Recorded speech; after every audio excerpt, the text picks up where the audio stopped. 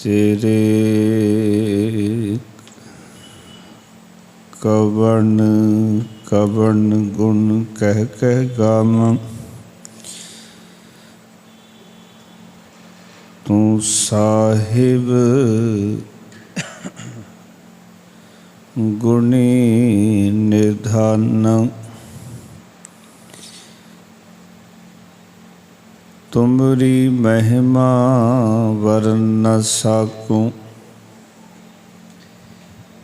तू ठाकुर ऊच भगवाना।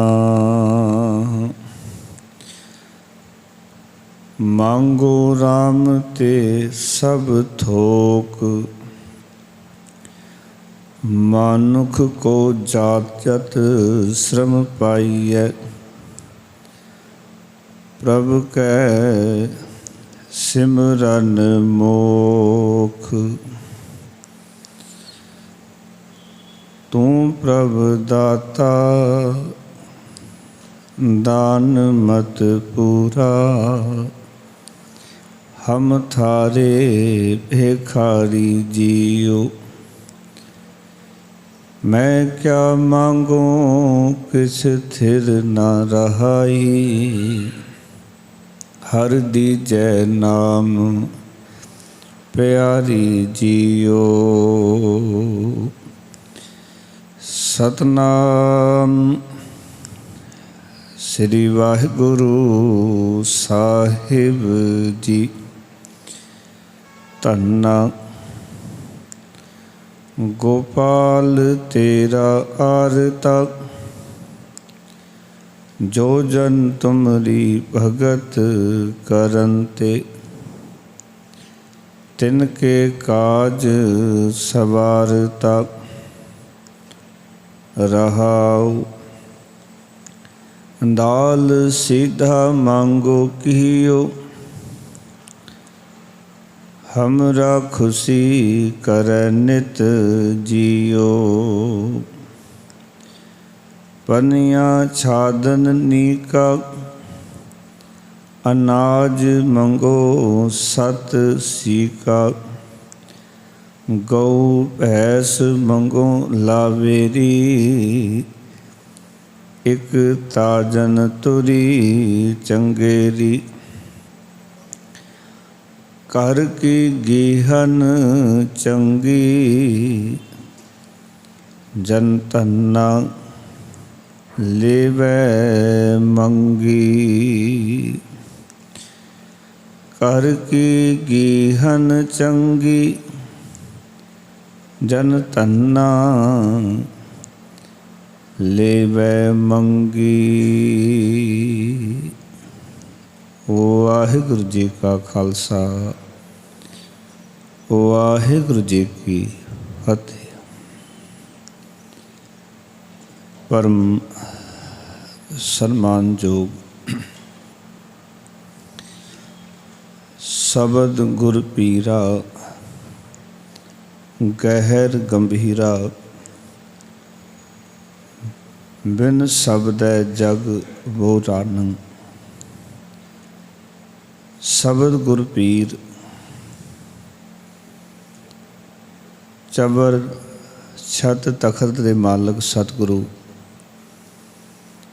धन धन श्री गुरु ग्रंथ साहब महाराज जी की पावन हजूरी का निघ मान रहे सतसंगी जनों।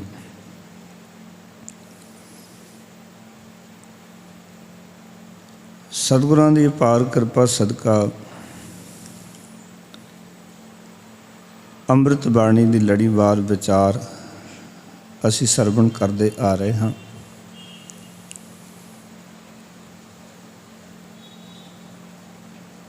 ਕਿਉਂਕਿ ਇਹ ਵਿਚਾਰ ਹੀ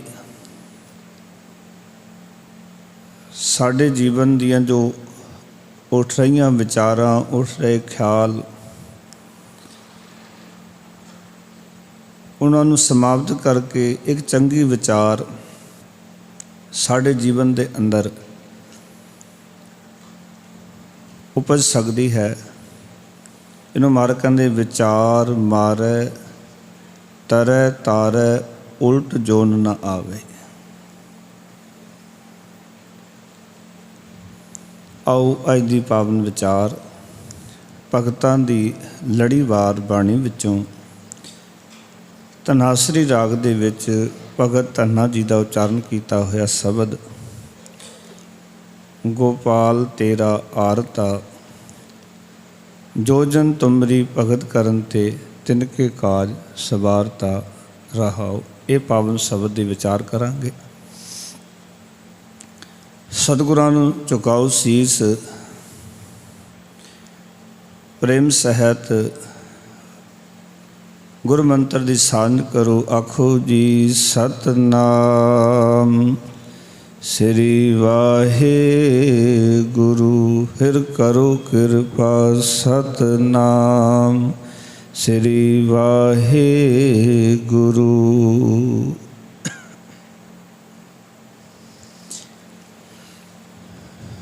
ਭਗਤ ਧੰਨਾ ਜੀ ਨੇ ਜੋ ਆਪਣਾ ਸਫ਼ਰ ਤੈਅ ਕੀਤਾ ਹੈ 1415 ਈਸਵੀ ਦੇ ਵਿੱਚ ਭਗਤ ਧੰਨਾ ਜੀ ਦਾ ਜਨਮ ਜ਼ਿਲ੍ਹਾ ਟਾਂਕ ਦੇ ਪਿੰਡ ਤੁਹਾਨ ਰਾਜਸਥਾਨ ਦੇ ਵਿੱਚ ਹੋਇਆ।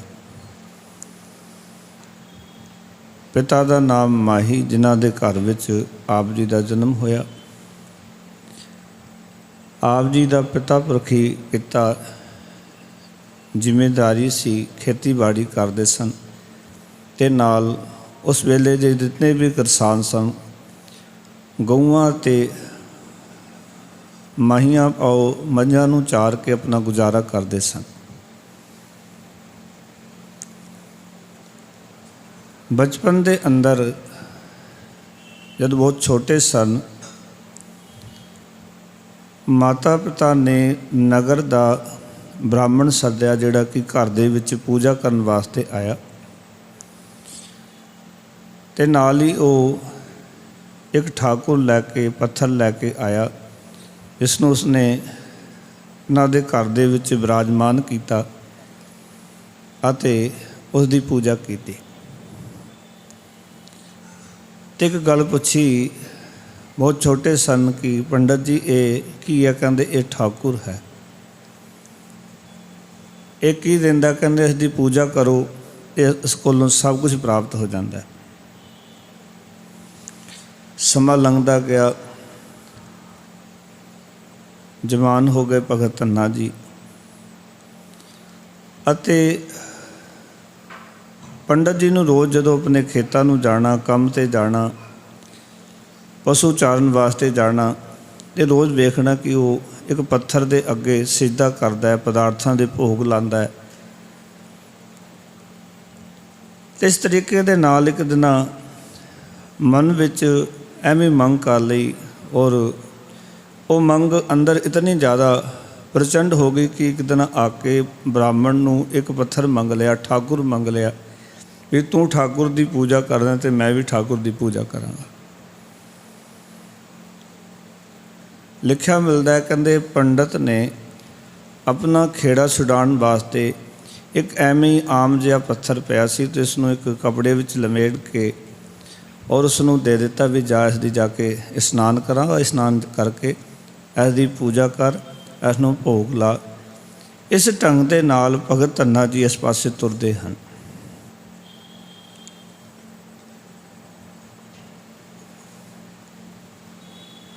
ਪਰ ਉਹਨਾਂ ਦੇ ਜੀਵਨ ਦੇ ਵਿੱਚ ਇੱਕ, ਕਿਉਂਕਿ ਉਸ ਟਾਈਮ ਦੇ ਅੰਦਰ ਜਿਹੜਾ ਇਹਨਾਂ ਭਗਤਾਂ ਦਾ ਜੀਵਨ ਅਸੀਂ ਦੇਖਦੇ ਹਾਂ, ਸਾਡੇ ਦੇਸ਼ ਦੇ ਵਿੱਚ ਭਗਤੀ ਲਹਿਰ ਜਿਹੜੀ ਸੀ ਉਹ ਬੜੇ ਜ਼ੋਰਾਂ ਸ਼ੋਰਾਂ 'ਤੇ ਸੀ,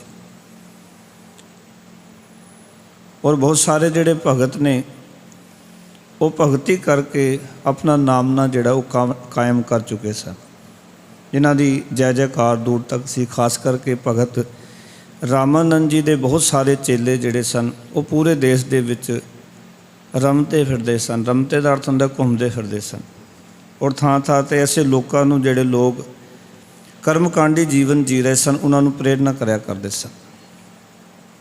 ਉਹਨਾਂ ਨੂੰ ਵੀ ਪ੍ਰੇਰਨਾ ਕੀਤੀ ਵੀ ਇਹ ਜਿਹੜਾ ਪੱਥਰ ਹੈ ਜਿਹਨੂੰ ਤੂੰ ਭੋਗ ਲਾ ਰਿਹਾ ਹੈ, ਜਿਹਦੀ ਤੂੰ ਪੂਜਾ ਕਰ ਰਿਹਾ ਹੈ,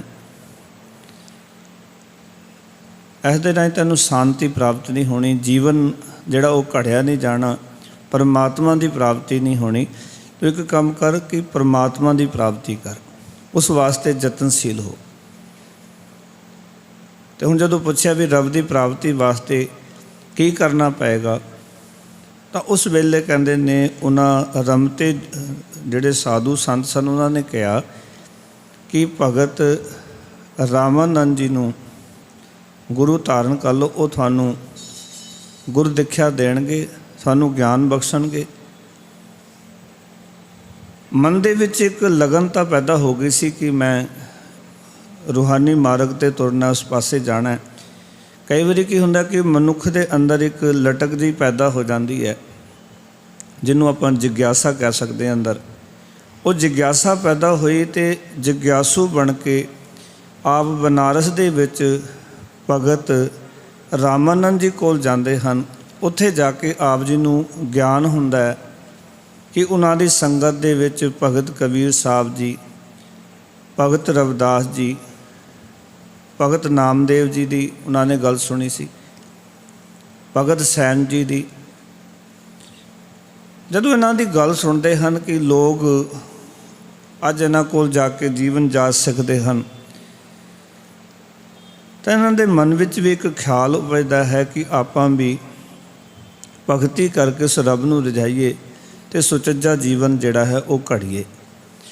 ਕਹਿੰਦੇ ਉੱਥੇ ਸਰਨ ਵਿੱਚ ਰਹਿ ਕੇ ਕਾਫੀ ਸਮਾਂ ਰਾਮਾਨੰਦ ਜੀ ਦੇ ਜੀਵਨ ਕਿਰਦਾਰ ਘੜਨ ਦੀ ਜੁਗਤ, ਕਿੱਦਾਂ ਆਪਣੇ ਜੀਵਨ ਨੂੰ ਉਸ ਪ੍ਰਭੂ ਦੀ ਯਾਦ ਵਿੱਚ ਜੋੜਨਾ, ਕਿੱਦਾਂ ਦੇ ਕਰਮ ਕਰਨੇ ਹਨ, ਇਹ ਸਾਰੀਆਂ ਗੱਲਾਂ ਉਹਨਾਂ ਨੇ ਸਿੱਖੀਆਂ।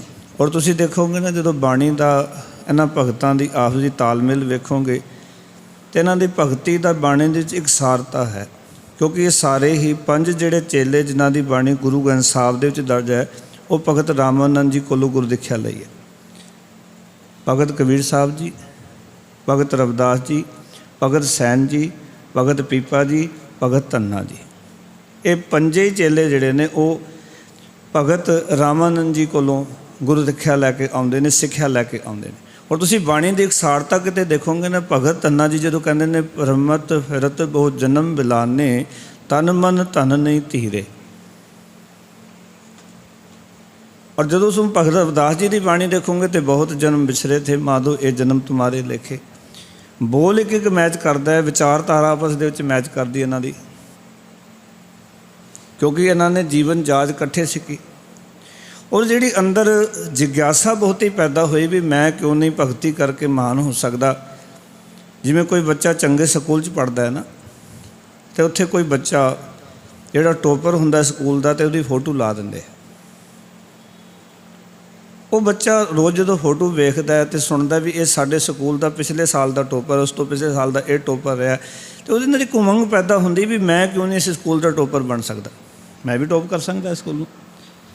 ਪਰ ਉਹ ਫਿਰ ਪੁੱਛਦਾ ਵੀ ਇਹ ਟੋਪਰ ਕਿਵੇਂ ਰਿਹਾ, ਅਤੇ ਕਿਹਾ ਜਾਂਦਾ ਵੀ ਇਸਨੇ ਟੀਚਰਾਂ ਦੇ ਹੁਕਮ ਨੂੰ ਮੰਨਿਆ, ਇਸਨੇ ਇੱਕ ਗੱਲ ਨੂੰ ਮੰਨ ਕੇ ਮਿਹਨਤ ਕੀਤੀ, ਤਾਂ ਅੱਜ ਇਹ ਸਕੂਲ ਦਾ ਟੋਪਰ ਬਣਿਆ, ਤਾਂ ਸਕੂਲ ਵਾਲਿਆਂ ਨੇ ਇਸ ਦੀ ਫੋਟੋ ਲਾਈ ਹੈ। ਜਿਵੇਂ ਮੈਂ ਕਹਿੰਦਾ ਹੁੰਦਾ ਕਿ ਸਿੱਖੀ ਵਿੱਚ ਜਿਹੜੇ ਟੋਪਰ ਰਹੇ, ਅੱਜ ਤਾਂ ਤੁਸੀਂ ਅਜਾਇਬ ਘਰ 'ਚ ਜਾਂਦੇ, ਉੱਥੇ ਉਹਨਾਂ ਦੀਆਂ ਫੋਟੋਆਂ ਲੱਗੀਆਂ ਦੇਖ ਸਕਦੇ ਹੋ। ਉਹ ਸਿੱਖੀ ਦੇ ਟੋਪਰ ਨੇ। ਜਦੋਂ ਕਿ ਭਾਈ ਮਤੀ ਦਾਸ, ਭਾਈ ਸਤੀ ਦਾਸ ਦਰਵਾਜ਼ੇ ਵਿੱਚ ਐਂਟਰੀ ਕਰਦੇ ਹੋ ਅਤੇ ਸਾਹਮਣੇ ਜਦੋਂ ਅਜਾਇਬ ਘਰ ਦੇ ਵਿੱਚ ਉਹਨਾਂ ਦੀ ਫੋਟੋਆਂ ਮਿਲਦੀਆਂ। ਇਹ ਸਿੱਖੀ ਦੇ ਟੋਪਰ ਨੇ, ਫਸਟ ਕਲਾਸ ਦੇ ਪੜ੍ਹੇ ਹੋਏ ਵਿਦਿਆਰਥੀ ਨੇ। ਇਸ ਤਰ੍ਹਾਂ ਕਹ ਲਓ ਵੀ ਗੁਰੂ ਨਾਨਕ ਦੇ ਸਕੂਲ ਦੀ ਇਹ ਚਮਕਦੇ ਹੋਏ ਸਿਤਾਰੇ ਨੇ, ਜਿਨ੍ਹਾਂ ਨੇ ਆਪਣੀ ਮਹਾਨ ਕੁਰਬਾਨੀਆਂ ਕੀਤੀਆਂ। ਗੁਰੂ ਅਰਜਨ ਦੇਵ ਜੀ ਮਹਾਰਾਜ ਨੇ ਦੋ ਗੱਲਾਂ ਲਿਖੀਆਂ। ਇੱਕ ਤਾਂ ਉਹਨਾਂ ਦੇ ਬਾਰੇ ਲਿਖਿਆ ਕਿ ਧੰਨ ਪਾਇਆ ਬਾਲ ਬੁੱਧ,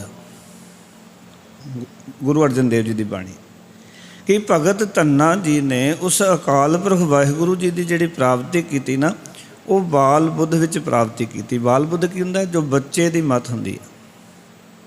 ਬੱਚੇ ਦੀ ਮੱਤ ਵਿੱਚ ਕਦੀ ਦੇਖੋਗੇ ਕੋਈ ਚਲਾਕੀ ਨਹੀਂ ਹੁੰਦੀ, ਈਰਖਾ ਨਹੀਂ ਹੁੰਦੀ, ਇੱਕ ਦੂਜੇ ਦਾ ਸਾੜਾ ਨਹੀਂ ਹੁੰਦਾ, ਬੇਈਮਾਨੀ ਨਹੀਂ ਹੁੰਦੀ। ਬੱਚੇ ਦੀ ਜਿਹੜੀ ਮੱਤ ਹੈ ਉਹ ਬਿਲਕੁਲ ਨਿਰਮਲ ਹੈ, ਨਿਰਛਲ ਹੈ। ਉਹਦੇ ਅੰਦਰ ਕੋਈ ਛਲ ਨਹੀਂ, ਕਪਟ ਨਹੀਂ, ਐਬ ਨਹੀਂ। ਗੁਰੂ ਅਰਜਨ ਦੇਵ ਜੀ ਮਹਾਰਾਜ ਕਹਿੰਦੇ ਪਹਿਲੀ ਗੱਲ ਤਾਂ ਇਹ ਕਿ ਭਗਤ ਧੰਨਾ ਨੇ ਉਸ ਅਕਾਲ ਪੁਰਖ ਵਾਹਿਗੁਰੂ ਨੂੰ ਪ੍ਰਾਪਤ ਕੀਤਾ ਅਤੇ ਉਹਨਾਂ ਨੇ ਆਪਣੇ ਜੀਵਨ ਨੂੰ ਇੱਕ ਬਾਲ ਬੁੱਧ ਦੀ ਤਰ੍ਹਾਂ ਜੀਵਿਆ, ਪਾਓ ਕਿ ਚਲਾਕੀਆਂ ਚਤੁਰਾਈਆਂ ਛੱਡ ਕੇ ਰੱਬ ਦੀ ਪ੍ਰਾਪਤੀ ਕੀਤੀ। ਪਰ ਇਹ ਮਾਰਗ ਹੈ ਕਿ ਚਲਾਕੀਆਂ ਦੇ ਨਾਲ ਤੁਸੀਂ ਰੱਬ ਨੂੰ ਪ੍ਰਾਪਤ ਨਹੀਂ ਕਰ ਸਕਦੇ। ਇਹਨੂੰ ਮਹਾਰਾਜ ਕਹਿੰਦੇ ਨੇ ਸਹਿਜ ਸਿਆਣਪਾ ਲੱਖ ਹੋਹੇ ਤਾਂ ਇੱਕ ਨਾ ਚੱਲੇ ਨਾਲ। ਭਾਵੇਂ ਜਿਤਨੀਆਂ ਵੱਡੀਆਂ ਤੇਰੇ ਕੋਲ ਸਿਆਣਪਾ ਹੋਣ, ਪਰ ਇਸ ਮਾਰਗ ਦੇ ਪਾਂਦੀ ਤੇ ਇਹ ਨਾਲ ਨਿਭਣ ਵਾਲੀਆਂ ਨਹੀਂ। ਇੱਥੇ ਤਾਂ ਇਹ ਸਿਆਣਪਾ ਕਿਸੇ ਕੰਮ ਦੀਆਂ ਨਹੀਂ।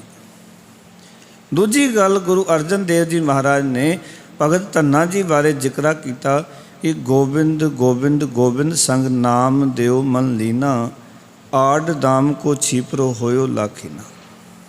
ਕਿ ਉਹਨਾਂ ਨੇ ਸਭ ਤੋਂ ਪਹਿਲੀ ਗੱਲ ਇਹ ਸੁਣੀ ਕਿ ਭਗਤ ਨਾਮਦੇਵ ਜੀ ਗੋਬਿੰਦ ਗੋਬਿੰਦ ਕਰਦਿਆਂ, ਉਸ ਦਾ ਸਿਮਰਨ ਕਰਦਿਆਂ, ਉਸ ਦੀ ਸਿਫਤ ਕਰਦਿਆਂ, ਉਹਦੇ ਹੁਕਮ ਨੂੰ ਆਪਣੇ ਜੀਵਨ 'ਚ ਪੂਰਨ ਤੌਰ ਤੋਂ ਹੰਡਾਉਂਦਿਆਂ ਹੋਇਆਂ, ਕਿ ਉਹ ਇਕੱਲੀ ਸਿਫਤ ਸਲਾਹ, ਇਕੱਲਾ ਸਿਮਰਨ ਜ਼ਬਾਨ ਦੇ ਬੋਲ ਨਹੀਂ ਹਨ, ਸਗੋਂ ਇੱਕ ਕਿਰਦਾਰ ਦਾ ਨਾਮ ਹੈ, ਇੱਕ ਰੂਹਾਨੀ ਜੀਵਨ ਦਾ ਨਾਮ ਹੈ। ਜਦੋਂ ਕਿ ਆਪਾਂ ਉਸ ਮਾਰਗ 'ਤੇ ਚੱਲਦੇ ਹਾਂ ਔਰ ਉਸ ਮਾਰਗ 'ਤੇ ਚੱਲਦੇ ਹੋਏ ਉੱਦਾਂ ਚੱਲਦੇ ਜਿਵੇਂ ਗੁਰੂ ਸਾਹਿਬ ਜੀ ਨੇ ਸਾਨੂੰ ਪ੍ਰੇਰਿਤ ਕੀਤਾ, ਜਿਸ ਤਰ੍ਹਾਂ ਪ੍ਰੇਰਨਾ ਸਾਨੂੰ ਦਿੱਤੀ ਹੈ। ਜੇ ਆਪਾਂ ਇਕੱਲੇ ਮੁਖ ਤੋਂ ਹੀ ਕਹੀ ਜਾਈਏ ਤਾਂ ਐਸਾ ਸਿੱਖ ਜਾਂ ਨਾ ਗੁਰੂ ਨੂੰ ਪ੍ਰਵਾਨ, ਨਾ ਅਕਾਲ ਪੁਰਖ ਵਾਹਿਗੁਰੂ ਨੂੰ ਪ੍ਰਵਾਨ। ਸਿਵ ਸਲਾਹ ਇਕੱਲੀ ਮੁਖ ਤੋਂ ਨਹੀਂ ਹੈ। ਸਿਵ ਸਲਾਹ ਦਾ ਅਰਥ ਹੈ ਜੀਵਨ ਜਾਚ, ਜੀਵਨ ਜੀਉਣ ਦਾ ਢੰਗ, ਕਿ ਕਿੱਦਾਂ ਆਪਣੇ ਜੀਵਨ ਨੂੰ ਅਸੀਂ ਬਤੀਤ ਕਰਨਾ, ਕਿਵੇਂ ਗੁਰੂ ਸਾਹਿਬ ਨੇ ਸਾਨੂੰ ਜੀਵਨ ਜੀਣ ਵਾਸਤੇ ਪ੍ਰੇਰਨਾ ਕੀਤੀ ਹੈ। ਪਹਿਲੀ ਗੱਲ ਉਹਨਾਂ ਨੇ ਸੁਣੀ ਕਿ ਗੋਬਿੰਦ ਗੋਬਿੰਦ ਕਰਦਿਆਂ, ਉਸ ਦਾ ਨਾਮ ਜਪਦਿਆਂ, ਗੋਬਿੰਦ ਗੋਬਿੰਦ ਗੋਬਿੰਦ ਸੰਗ ਨਾਮ ਦਿਓ ਮਨ ਲੀਨਾ, ਵੀ ਭਗਤ ਨਾਮਦੇਵ ਜੀ ਦਾ ਜਿਹੜਾ ਮਨ ਹੈ ਉਸ ਅਕਾਲ ਪੁਰਖ ਵਾਹਿਗੁਰੂ ਵਿੱਚ ਲੀਨ ਹੋ ਗਿਆ। ਅਤੇ ਆਡ ਦਾਮ ਕੋ ਛੀਪਰੋ ਹੋਇਓ ਲਾਖੀਨਾ। ਮਨ ਦੇ ਵਿੱਚ ਇਸ ਗੱਲ ਨੇ ਬੜਾ ਅਸਰ ਕੀਤਾ ਕਿ ਜਿਨ੍ਹਾਂ ਦਾ ਕੋਡੀ ਜਿੰਨਾ ਮੁੱਲ ਨਹੀਂ ਸੀ ਅਤੇ ਅੱਜ ਉਹ ਲੱਖਾਂ ਦੇ ਬਰਾਬਰ ਦੇ ਹੋ ਗਏ, ਉਹ ਕਿ ਐਡੇ ਅਮੀਰ ਹੋ ਗਏ ਅੰਦਰੋਂ। ਦੇਖੋ, ਇੱਕ ਅਮੀਰੀ ਹੈ ਸਰੀਰ ਤੋਂ ਉੱਪਰ ਦੀ, ਇੱਕ ਅਮੀਰੀ ਹੈ ਆਤਮਾ ਦੀ, ਤੁਹਾਡੇ ਮਨ ਦੀ। ਕਈਆਂ ਕੋਲ ਸਰੀਰ ਕਰਕੇ ਧਨ ਪਦਾਰਥ ਬੜੇ ਹੁੰਦੇ ਨੇ, ਪਰ ਉਹਨਾਂ ਦੇ ਕੋਲ ਮਨ ਦੀ ਅਮੀਰੀ ਨਹੀਂ ਹੁੰਦੀ, ਅੰਦਰੋਂ ਅਮੀਰ ਨਹੀਂ ਹੁੰਦੇ, ਅੰਦਰੋਂ ਬਿਲਕੁਲ ਕੰਗਾਲ ਹੁੰਦੇ ਨੇ। ਇੱਕ ਅੰਦਰੋਂ ਅਮੀਰ ਹੁੰਦਾ ਬੜਾ, ਦੇਣ ਨੂੰ ਨਾ ਵੀ ਹੋਵੇ ਤਾਂ ਵੀ ਉਹ ਅਨਹੁੰਦ ਹੈ, ਆਪ ਵੰਡਾਏ ਕੋ ਐਸਾ ਭਗਤ ਸਦਾਏ, ਨਹੀਂ ਹੈ ਫਿਰ ਵੀ ਵੰਡੀ ਜਾ ਰਿਹਾ। ਉਹਨੂੰ ਕਹਿੰਦੇ ਦਿਲ ਦੀ ਅਮੀਰੀ, ਅੰਦਰ ਦਾ ਅਮੀਰ ਬੰਦਾ। ਹੁਣ ਉਹਨਾਂ ਨੇ ਦੇਖਿਆ ਵੀ ਇੱਕ ਜਿਹਨੂੰ ਕੋਈ ਜਾਣਦਾ ਨਹੀਂ ਸੀ, ਪਹਿਚਾਣਦਾ ਨਹੀਂ ਸੀ, ਔਰ ਜਿਸ ਨੂੰ ਨਾਮ ਜਪਣ ਦਾ ਵੀ ਅਧਿਕਾਰ ਨਹੀਂ ਸੀ, ਔਰ ਇਸ ਕੰਮ ਦੇ ਬਦਲੇ ਇਤਨੀਆਂ ਤਾੜਨਾਵਾਂ ਹੋਈਆਂ, ਬਹੁਤ ਸਾਰੇ ਯਤਨ ਮਾਰਨ ਦੇ ਕੀਤੇ ਗਏ। ਸੁਲਤਾਨ ਪੁੱਛਿਆ ਸੁਣਬੇ ਨਾਵਾਂ, ਜਦੋਂ ਬਾਦਸ਼ਾਹ ਜਿਹੜਾ ਉਹ ਉਹਨਾਂ ਨੂੰ ਸੱਦ ਕੇ ਕਹਿੰਦਾ ਵੀ ਤੂੰ ਇੱਕ ਕੰਮ ਕਰ, ਕਹਿੰਦੇ ਇਹ ਮਰੀ ਹੋਈ ਗਊ ਨੂੰ ਜਿਉਂਦਾ ਕਰ ਦੇ। ਅਤੇ ਭਗਤ ਨਾਮਦੇਵ ਜੀ ਕਹਿੰਦੇ ਨੇ ਵੀ ਇਹ ਕੰਮ ਮੇਰੇ ਕੋਲੋਂ ਨਹੀਂ ਹੋ ਸਕਦਾ। ਇਹ ਬਹੁਤ ਵੱਡੀ ਗੱਲ ਸੀ ਕਿ ਇੱਕ ਰਾਜੇ ਦੇ ਸਾਹਮਣੇ ਸਪਸ਼ਟ ਕਹਿ ਦੇਣਾ ਵੀ ਇਹ ਕੰਮ ਮੇਰਾ ਨਹੀਂ ਹੈ। ਹਮਰਾ ਕੀਆ ਕਛੂ ਨਾ ਹੋਏ, ਕਰ ਹੈ ਰਾਮ ਹੋਏ ਹੈ ਸੋਏ। ਸਾਡਾ ਕਿੱਦਾਂ ਕੁਛ ਨਹੀਂ ਹੁੰਦਾ, ਜੋ ਅਕਾਲ ਪੁਰਖ ਵਾਹਿਗੁਰੂ ਕਰਦਾ ਉਹੀ ਹੁੰਦਾ, ਅਸੀਂ ਕੁਛ ਨਹੀਂ ਕਰ ਸਕਦੇ। ਔਰ ਇਸ ਗੱਲ ਤੋਂ ਬਾਦਸ਼ਾਹ ਨੂੰ ਅਹੰਕਾਰ ਚੜਿਆ। ਪਰ ਜਦੋਂ ਉਹਨਾਂ ਦੇ ਸਾਰੀਆਂ ਔਂਕੜਾਂ ਝੱਲਣ ਤੋਂ ਬਾਅਦ ਜਦੋਂ ਇੱਕ ਪ੍ਰਸਿੱਧੀ ਜੋ ਭਗਤ ਧੰਨਾ ਜੀ ਦੇ ਸਾਹਮਣੇ ਆਉਂਦੀ ਹੈ, ਤਾਂ ਉਸ ਵੇਲੇ ਮਨ ਦੇ ਵਿੱਚ ਭਗਤੀ ਭਾਵ ਪੈਦਾ ਹੁੰਦਾ ਹੈ। ਫਿਰ ਦੂਜੀ ਗੱਲ, ਬੁੰਨਾ ਤੰਨਾ ਤਿਆਗ ਕੈ ਪ੍ਰੀਤ ਚਰਨ ਕਬੀਰਾ, ਭਾਵ ਕਿ ਭਗਤ ਜੀ ਨੇ ਮਾਇਆ ਦਾ ਲਾਲਚ ਤਿਆਗ ਕੇ ਪਰਮਾਤਮਾ ਦੀ ਬੰਦਗੀ ਆਰੰਭ ਕੀਤੀ। ਬੁੰਨਾ ਤੰਨਾ ਤਿਆਗਣ ਦਾ ਅਰਥ ਇਹ ਨਹੀਂ ਵੀ ਕੰਮ ਕਾਰ ਨਹੀਂ ਛੱਡਿਆ ਉਹਨਾਂ ਨੇ। ਕਈ ਵਾਰੀ ਅਸੀਂ ਸੋਚਦੇ ਹਾਂ ਵੀ ਬੁੰਨਾ ਤੰਨਾ ਤਿਆਗ ਦਿੱਤਾ, ਸਿਰ ਕੰਮ ਕਾਰ ਛੱਡ ਦਿੱਤਾ। ਕੰਮ ਕਾਰ ਕਰਨਾ, ਪਰ ਕੰਮ ਕਾਰ ਕਰਦਿਆਂ ਹੋਇਆਂ ਉਸ ਕੰਮ ਦੇ ਪ੍ਰਤੀ ਵੀ ਹਰਜਾਨੇ ਵਜੋਂ ਕੁਛ ਮਿਲੇਗਾ, ਇਹ ਲਾਲਚ ਨਾ ਰੱਖਣਾ, ਫਿਰ ਤਾਂ ਉਹ ਕੰਮ ਸਾਡਾ ਸਫਲ ਹੈ। ਕੋਈ ਕੰਮ ਤੁਸੀਂ ਕਰ ਰਹੇ ਹੋ, ਉਸ ਕੰਮ ਦੇ ਪਿੱਛੇ ਲਾਲਸਾ ਨਾ ਰੱਖ ਲਈ, ਪਾਓ ਕਿ ਨਿਰਵਾਣ ਹੋ ਕੇ ਉਹ ਕੰਮ ਕਰਨਾ, ਲਾਲਚ ਤੋਂ ਬਿਨਾਂ ਕੰਮ ਕਰਨਾ, ਔਰ ਇਹ ਸਮਝ ਲੈਣਾ ਵੀ ਜੋ ਮੈਂ ਕਰ ਰਿਹਾ ਹਾਂ ਇਹ ਮੇਰੇ ਮਾਲਕ ਪ੍ਰਭੂ ਨੇ ਇਸ ਦੇ ਬਦਲੇ ਵਿੱਚ ਮੈਨੂੰ ਕੁਛ ਨਾ ਕੁਛ ਦੇ ਹੀ ਦੇਣਾ। मन में कोई भी लालसा ना रखनी जीवन च। उन्होंने लालसा त्याग दी, अंदर का लालच त्याग दिता और ये बिरती त्याग दी होर माया। क्योंकि जो असी उस पासे तुरते हैं ना उस रस्ते ते, तो उस बड़ा दुख है। क्योंकि जितना मन मिथ लैंदा उतना ना मिले दुखी हो जाता बंदा, तो ज़्यादा मिल जाए तो छाला मारदा नशे करन लग पैंदा। ये समाज की तुसीं स्थिति देख सकते हो इस चीज़ के। जो कोई किरत बंदा कर रहा है ना, घट मिले तो उसदे मत्थे ते तूड़ियां होणगियां, ज़्यादा मिल जाए तो नशे विच गलतान करन आएगा। तुसीं कितने दुकानदारां नूं, कितने नौकरी करन वालों नूं, कितने लोगों नूं गल देख सकते हो जीवन च, आले दुआले देख सकते हो इन्हां सारियां चीज़ां। भगत धन्ना जी ने देखा कि जो भगत कबीर साहब जी का जीवन घड़िया गया और उन्होंने अपने जीवन चो लालच त्याग दिता। बुन्ना तन्ना त्याग के प्रीत चरण कबीरा, नीच कुला जुलाहा पहो गुनी गहीरा। कहने नीच जात दे जुलाहा कुल दे विचों कबीर साहब जिहड़े गुनी गहीर बन गए। रविदास टोभनता ढोर नितिन त्यागी माया, प्रगट हुआ साध संग हर दर्शन पाया।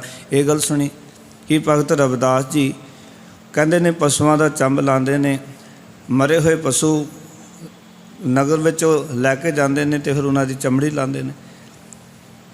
पर वो जो उस किरत नूं करते हुए उपराम हो गए, माया वाला लालच त्याग के रब की भगती करन लग पे। सैन नाई बुदकारिया वो घर घर सुनिया, हिरदे वसिया पार ब्रह्म भगतां मैं गणिया। हुण ये जिहड़े भगत सन, ये सारे भगत धन्ना जी तो पहला रामन जी कोलों गुर दिखिया लैण वाले भगत ने। मैं इतिहास के पक्ष पढ़ रहा सी भी जिहड़े भगत धन्ना जी तो पहला भगत सैन जी पहला गुर दिखिया लैंदे, भगत पीपा जी उस तो पहला गुर दिखिया लैंदे ने, कबीर साहब ते भगत रविदास जी तो पहला गुर दिखिया लैंदे ने, 5वें नंबर तो भगत धन्ना जी गुर दिखिया उन्हां कोलों लैंदे। हुण जिन्हां भगतां दा जिक्र गुरु अर्जन देव जी महाराज ने किया और जो नामदेव का जिक्र इस करके गुरु अर्जन देव जी ने किया क्योंकि नामदेव जिहड़े ने वो महाराष्ट्र के रहण वाले सन और जो राजस्थान ते महाराष्ट्र की धरती आपस दे विच नेड़े नेड़े है, तो जिहड़ा भगती करता है उसकी गल तो चलती है, चर्चा तो हुंदी है समाज के अंदर। तो गुरु साहब कहने इन्हां लोकां दा जीवन किरदार सुनिया तो यह विद सुन कै जाटड़ो उठ भगती लागा।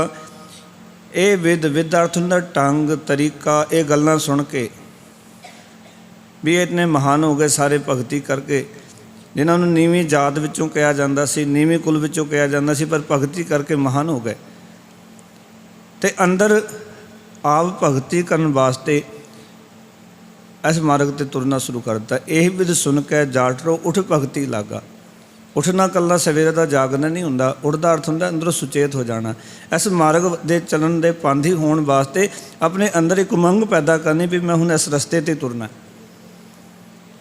इस रस्ते ते चलना। हूँ कहते ने वो भगती विच लग गए और भगती करदियां करदियां कहते मिले पृथक गुसाइयां धन्ना वड भागा। अकाल पुरख वाहिगुरू की प्राप्ति हो गई तो धन्ना बड़े भागां वाले बन गए।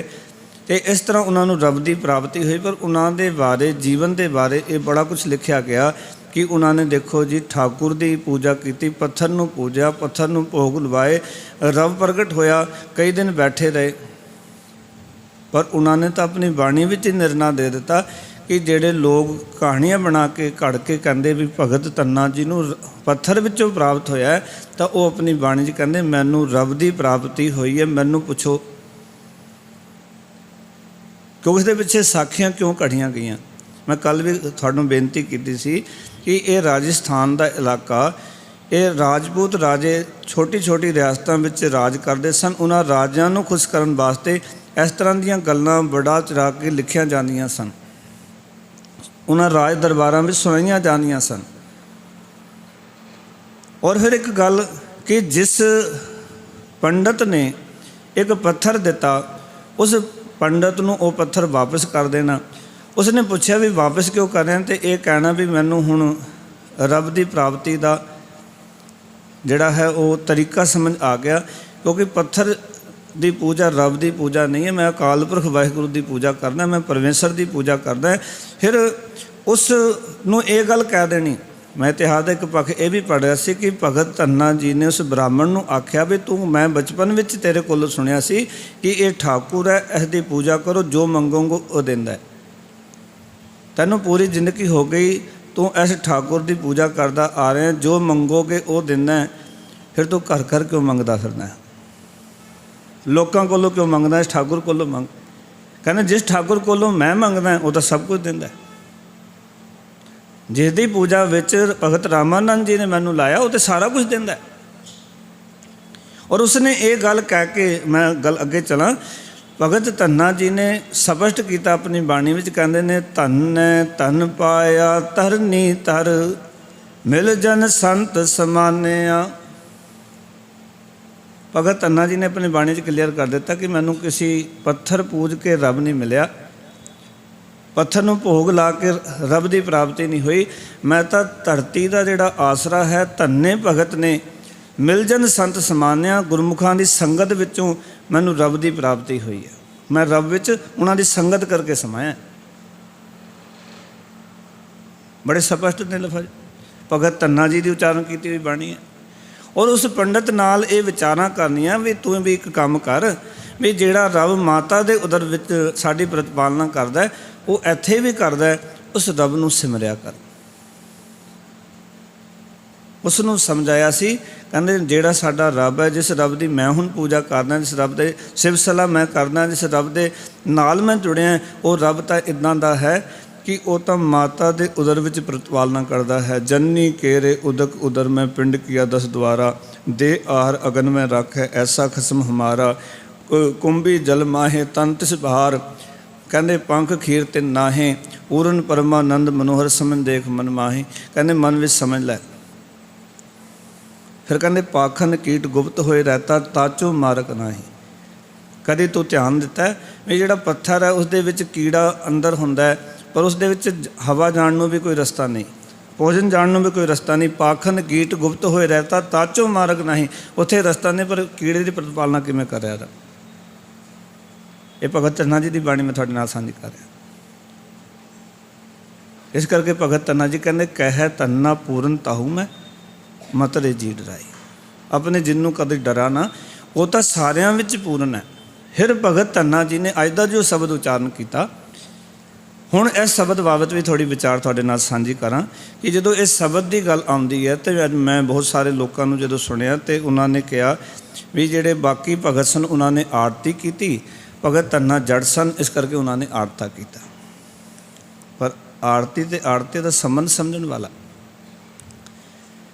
गल ये नहीं कि वो जट ने तो उन्होंने आरता किया। आरते का अर्थ होंदा लोड़वंद, आरते का अर्थ होंदा दुखियारा, आरते का अर्थ होंदा जरूरतमंद। गुरु अर्जन देव जी का शब्द है, उत्थे आरत अखर मारने बरतिया। महाराज कहते ने, कहते हे अकाल पुरख वाहिगुरु, कहते ने मैं ये गल जान ही नहीं पाया कि तू तो सारे जीवन की प्रतिपालना कर रहा है। मोहे आतुर तेरी गत नहीं जानी, तू आप करें प्रतिपाल। आतुर का अर्थ है दुखियारे ने, लोड़वंद ने।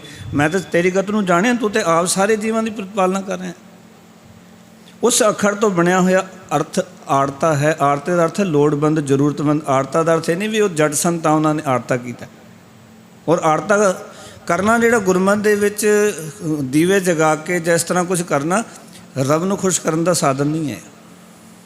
गुरबाणी के मुताबिक गुरमत अनुसार रब नूं खुश करन दा साधन है रब दे हुक्म विच अपनी जिंदगी नूं जीवना।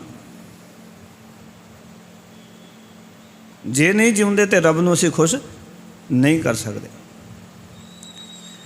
और एक मैं बेनती करा, जे आपां किसी नूं भी खुश करना है तो सानूं ये गल्लां समझनियां पैणगियां, भावें साडे माता पिता ने, भावें साडे बच्चे ने। ये सानूं एक विधान दे विच, एक नेम दे विच, एक मर्यादा विच अपने आप नूं खड़ा करना पएगा। जब तक उस मर्यादा विच असीं आप नहीं जीउंदे, असीं दूजे नूं खुश नहीं कर सकते। और रही संसार की गल, जिस तरह असीं खुश करना चाहुंदे हां, इस तरह संसार ना किसी तो खुश होया ना अगे होएगा। जिस ढंग के नाल असी लोग विखावा करके, बाहरले कपड़े पा के, हार श्रृंगार करके जिस तरह लोगों को खुश करना चाहते हैं, वड्डी वड्डियां पार्टियां करके, होर बहुत अडंबर जो रहते हैं, संसार खुश फिर भी नहीं होएगा। ਤੁਸੀਂ ਸੋਚੋ ਵੀ ਸੰਸਾਰ ਦੇ ਜਿਤਨੇ ਰਿਸ਼ਤੇਦਾਰ ਨੇ ਉਹ ਸਾਰੇ ਖੁਸ਼ ਹੋ ਕੇ ਜਾਣਗੇ ਵੀ ਤੁਸੀਂ ਕਰੋੜਾਂ ਰੁਪਏ ਵਿਆਹ ਕਰਨ ਦੇ ਵਿੱਚ ਖਰਚ ਕਰ ਦਿੱਤਾ, ਬੜੇ ਪ੍ਰਸੰਨ। ਐਸਾ ਨਹੀਂ ਹੈ। ਕਿਹਨੇ ਕਹਿਣਾ ਵੀ ਜੋ ਇਹ ਮਟਰ ਪਨੀਰ ਬਣਿਆ ਸੀ ਉਹਦੇ ਵਿੱਚ ਨੂਣ ਤੇ ਪਾਇਆ ਹੀ ਨਹੀਂ। ਕਿਹਨੇ ਕਹਿੰਦਾ ਦਾਲ ਤਾਂ ਫਿੱਕੀ ਸੀ, ਮਜ਼ਾ ਨਹੀਂ ਆਇਆ। ਤੁਸੀਂ ਸਾਰਿਆਂ ਨੂੰ ਖੁਸ਼ ਨਹੀਂ ਕਰ ਸਕਦੇ ਦੁਨਿਆਵੀ ਤੌਰ ਤੋਂ। ਇਹ ਗਾਰੰਟੀ ਨਾਲ ਲਿਖ ਕੇ ਦੱਸ ਦੇ ਸਕਦਾ, ਗੁਰਬਾਣੀ 'ਚ ਲਿਖਿਆ ਹੋਇਆ ਕਿ ਸੰਸਾਰ ਨੂੰ ਖੁਸ਼ ਨਹੀਂ ਕੀਤਾ ਜਾ ਸਕਦਾ। ਇਸ ਕਰਕੇ ਜੇ ਸੰਸਾਰ ਨੂੰ ਖੁਸ਼ ਕੀਤਾ ਹੀ ਨਹੀਂ ਜਾ ਸਕਦਾ, ਫਿਰ ਉਹਨੂੰ ਖੁਸ਼ ਕਰੀਏ ਨਾ, ਜਿਹਦੇ ਖੁਸ਼ ਹੋ ਕੇ ਖੁਸ਼ ਹੁੰਦਿਆਂ ਸਾਰਾ ਸੰਸਾਰ ਖੁਸ਼ੀ ਹੋ ਜਾਂਦਾ। ਉਚਾਰਨ ਕਰੋ ਸਤਨਾਮ, ਕਿਉਂਕਿ ਜੋ ਹਰ ਕਾ ਪਿਆਰਾ ਸੋ ਸਭਨਾ ਕਾ ਪਿਆਰਾ। ਹਰੀ ਦੇ ਪਿਆਰੇ ਬਣ ਜਾਈਏ ਨਾ ਫਿਰ ਅਸੀਂ। ਫਿਰ ਭਗਤ ਧੰਨਾ ਜੀ ਦਾ ਅੱਜ ਦਾ ਜਿਹੜਾ ਸ਼ਬਦ ਹੈ ਉਸ ਦੇ ਵਿੱਚ ਇੱਕ ਹੋਰ ਗੱਲ ਤੁਹਾਡੇ ਨਾਲ ਸਾਂਝੀ ਕਰਾਂ ਕਿ ਭਗਤ ਜੀ ਨੇ ਜਿਹੜੇ ਲੋਕ ਆਮ ਮੰਗ ਕਰਦੇ ਸਨ ਰੱਬ ਦੇ ਅੱਗੇ, ਉਹ ਮੰਗ ਨਹੀਂ ਕੀਤੀ। ਲੋਕ ਕਹਿੰਦੇ ਸਨ ਅੱਗੇ ਜਾ ਕੇ ਸਾਨੂੰ ਮੁਕਤੀ ਦੇ ਦੇਈ, ਉਹ ਕਹਿੰਦੇ ਮੁਕਤੀ ਨਹੀਂ, ਮੈਨੂੰ ਪਦਾਰਥ ਚਾਹੀਦੇ। ਅੱਗੇ ਜਾ ਕੇ ਮੁਕਤੀ ਥੋੜ੍ਹੀ ਦੇਖਣੀ ਮੈਂ। ਮੂਏ ਹੋਏ ਜੋ ਮੁਕਤ ਦਿਓਗੇ, ਮੁਕਤ ਨਾ ਜਾਣਾ ਕੋਇਲਾ। ਮਰਨ ਤੋਂ ਬਾਅਦ ਮੁਕਤੀ ਵੀ ਦੇ ਦਿੱਤੀ ਤੇ ਮੈਂ ਕੀ ਕਰਨਾ ਮੁਕਤੀ ਦਾ। ਪੂਰੀ ਜ਼ਿੰਦਗੀ ਪਦਾਰਥਾਂ ਤੋਂ ਤਸਦਾ ਰਵਾਂ, ਮੇਰੇ ਘਰ ਭੋਜਨ ਨਾ ਹੋਵੇ, ਮੇਰੇ ਘਰ ਦਾ ਨੇਮ ਪ੍ਰੇਮ ਸਹੀ ਨਾ ਹੋਵੇ, ਘਰਵਾਲੀ ਨਾਲ ਬੰਦੀ ਨਾ ਹੋਵੇ, ਘਰ ਖਾਣ ਦੀਆਂ ਚੀਜ਼ਾਂ ਨਾ ਹੋਣ, ਅਸਵਾਰੀ ਘਰ ਵਿੱਚ ਨਾ ਹੋਵੇ, ਤੇ ਮੈਂ ਉਸ ਮੁਕਤੀ ਦਾ ਕੀ ਕਰਨਾ। ਇਹ ਗੱਲ ਬੜੀ ਸਮਝਣ ਵਾਲੀ ਸ਼ਬਦ ਦੇ ਵਿੱਚ ਦੇ। ਪੂਰੀ ਜ਼ਿੰਦਗੀ ਇੱਥੇ ਥੋੜ੍ਹੇ ਵਿੱਚ ਜ਼ਿੰਦਗੀ ਗੁਜ਼ਾਰ ਜਾਈਏ, ਮਤਲਬ ਜੀਵਨ ਦੀਆਂ ਜ਼ਰੂਰਤਾਂ ਪੂਰੀਆਂ ਨਾ ਹੋਣ, ਮਾਫ਼ ਕਰਨਾ, ਅਸੀਂ ਅੱਗੇ ਮੁਕਤੀ ਮੰਗੀ ਜਾਈਏ। ਇੱਥੇ ਪਹਿਲਾਂ ਇਸ ਆਪਣੀ ਗਰੀਬੀ ਤੋਂ ਤਾਂ ਮੁਕਤ ਹੋ ਜਾਈਏ, ਇਹ ਜਿੱਲਤ ਦੀ ਜ਼ਿੰਦਗੀ ਤੋਂ ਤਾਂ ਮੁਕਤ ਹੋ ਜਾਈਏ ਜੋ ਅਸੀਂ ਜਿਉਂਦੇ ਸੰਸਾਰ ਵਿੱਚ ਆ ਕੇ। ਕਈ ਵਾਰੀ ਜਦੋਂ ਅਸੀਂ ਉਸ ਜ਼ਿੰਦਗੀ ਨੂੰ ਜਿਉਂਦੇ ਹਾਂ, ਔਰ ਉਹ ਕਿਵੇਂ ਹੋਏਗਾ? ਅਕਾਲ ਪੁਰਖ ਵਾਹਿਗੁਰੂ ਦੇ ਚਰਨਾਂ ਨਾਲ ਜੁੜ ਕੇ, ਜਿਸ ਨੂੰ ਭਗਤ ਜੀ ਅੱਜ ਦੇ ਸ਼ਬਦ ਵਿੱਚ ਕਹਿ ਰਹੇ ਨੇ, ਗੋਪਾਲ ਤੇਰਾ ਆਰਤਾ ਜੋ ਜਨ ਤੁਮਰੀ ਭਗਤ ਕਰਨ ਤੇ ਤਿਨਕੇ ਕਾਜ ਸਵਾਰਤਾ। ਆਖਣ ਲਗੇ ਹੈ ਸ੍ਰਿਸ਼ਟੀ ਦੇ ਪਾਲਨਹਾਰ ਪ੍ਰਭੂ। ਗੋਪਾਲ, ਗੋ ਦਾ ਅਰਥ ਹੈ ਧਰਤੀ, ਪਾਲ ਦਾ ਅਰਥ ਹੈ ਪਾਲਣਾ ਕਰਨ ਵਾਲਾ। ਹੈ ਸ੍ਰਿਸ਼ਟੀ ਦੇ ਪਾਲਨਹਾਰ ਪ੍ਰਭੂ, ਤੇਰਾ ਆਰਤਾ, ਤੇਰਾ ਪਾਓ ਕਿ ਮੈਂ ਤੇਰੇ ਦਰ ਦਾ ਮੰਗਤਾ ਹਾਂ, ਲੋੜਵੰਦ ਹਾਂ, ਜ਼ਰੂਰਤਮੰਦ ਹਾਂ, ਦੁਖਿਆਰਾ ਹਾਂ। ਦੇਖੋ ਕੋਈ ਨਾ ਕੋਈ ਦੁੱਖ ਹੁੰਦਾ ਹੈ। ਦੁੱਖ ਕਦੋਂ ਹੁੰਦਾ? ਜਿਹੜੀ ਚੀਜ਼ ਦੀ ਥੁੜ ਹੁੰਦੀ ਹੈ, ਉਹ ਚੀਜ਼ ਸਾਨੂੰ ਦੁਖੀ ਕਰਦੀ ਹੈ।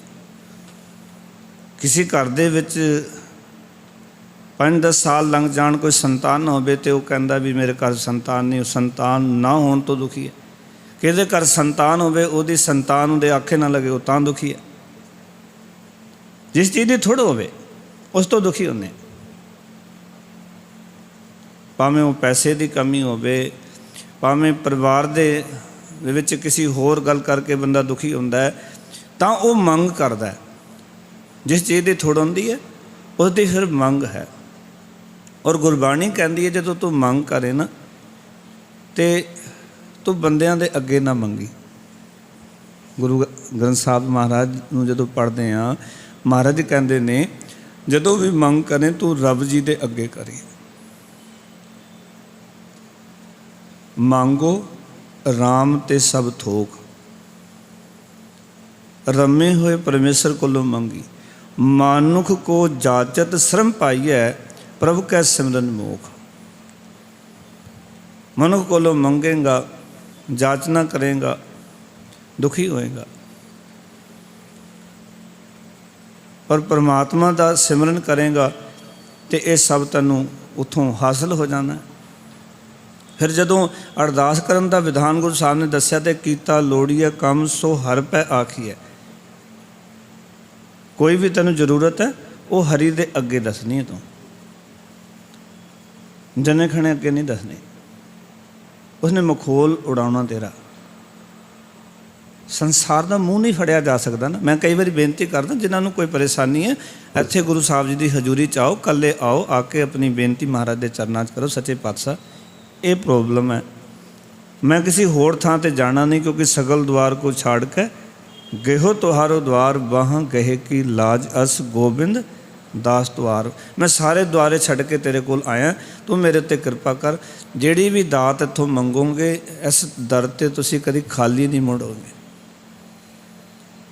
ये गुरु साहब ने सानू आख्या, इस करके महाराज कहते ने कीता लोड़िए कम सो हर पै आखिए, कारज दे सवार सतगुर सरसागे। वो काल पुरख वाहिगुरू जिहड़ा है वो कारज सवार दिंदा है। ये सतगुर जी सच्ची गवाही दिंदे ने, साखी गुरु साहब जी साक्षी होकर कहते हैं भी वो कारज सवार दिंदा है। जिवें भगत धन्ना जी कहते हैं कि गोपाल तेरा आरता, जो जन तुमरी भगत करन ते तिनके कारज सवारता। ਜਿਹੜੇ भी तेरी भगती करते हैं, तेरे सिमरन करते हैं, तेरे चरणों नाल जुड़ते हैं, उन्होंने वो कारज अकाल पुरख वाहिगुरू सवार दिंदा है। मेरियां लोड़ां पूरियां कर कह रहे हैं, क्योंकि जो जन तेरी भगती करते हैं, जो जो मनुख तेरी भगती करते हैं, उन्होंने तू कम सिरे चाड़ दिना है, कम पूरे कर दिना है। इस करके मैं भी भाई तेरी भगती करदा अकाल पुरख वाहिगुरू, ते मेरियां भी जरूरतां पूरी कर दे, मेरे उत्ते भी तरस कर, मेरे उत्ते भी कृपा कर। हुण अगे अपनी मंग रख रहे हैं। एक होर शब्द मेरे जेहन च आया, धन गुरु अर्जन देव जी महाराज कहते ने, सब जी तेरे दयाला, अपने भगत करहें प्रतिपाला। साधु कहते सारे जीव तेरे पैदा किए हुए ने, सारे जीव असी रब दे पैदा किए हुए ने, पर जिहड़ा उस रब की इबादत करता है, वाहिगुरू जी की भगती करता है, तो महाराज कहते उसकी फिर वो खास प्रतिपालना करता है, उसका वो खास ख्याल रखता है। जिवें एक माँ प्यो के 4 पुत्र होण, जिहड़ा आग्याकारी हो जाता है, माता पिता नूं ज़्यादा फिक्र उसकी रहिंदी है। जिहड़ा बागी हुंदा है उसकी तो फिक्र नहीं करते हो, क्योंकि तो है ही बागी है, वो तो गल मनता ही नहीं है। पर जिहड़ा आग्याकारी है, आग्याकारी दी तो माता पिता भी फिर करते ने, मन में ज़्यादा रखते हैं भी ये आग्याकारी है। अकाल पुरख वाहिगुरू ने सारे जीवां नूं पैदा किया, सारियां नूं रिजक दे रहा, इस दे विच कोई शक नहीं। इत्थे तक कि महाराज कहते दोखन देखत है पर देत ना हारे, साडी गलतियां देख रहा फिर भी सानू वो रिजक दे ही जा रहा है। पर जो कोई भगती करता है, महाराज कहते ने सब जी तेरे दयाला, अपने भगत करें प्रतिपाला, अचरज तेरी वडियाई नित नानक नाम तिहाई। हे अकाल पुरख वाहिगुरू तेरी वडियाई मैनू हैरान कर देंदी, इस करके मैं निता प्रति तेरे नाम नू सिमरदा।